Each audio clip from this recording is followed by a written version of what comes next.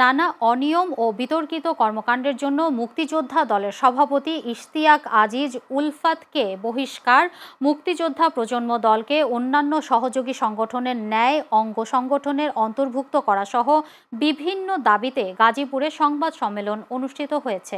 রোববার দুপুরে শহরের জয়দেবপুর বাজার এলাকায় আয়োজিত সংবাদ সম্মেলনে বক্তব্য রাখেন মুক্তিযোদ্ধা প্রজন্ম দলের কেন্দ্রীয় সভাপতি রায়হান আল মাহমুদ রানা।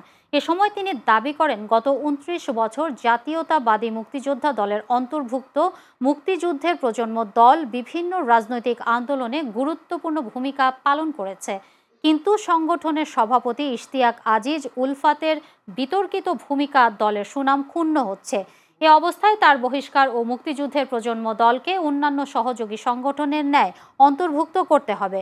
সংবাদ সম্মেলনে মুক্তিযোদ্ধা প্রজন্ম দলের সহ সভাপতি গিয়াস উদ্দিন সেলিম গাজী সহ অন্যান্য নেতারা উপস্থিত ছিলেন।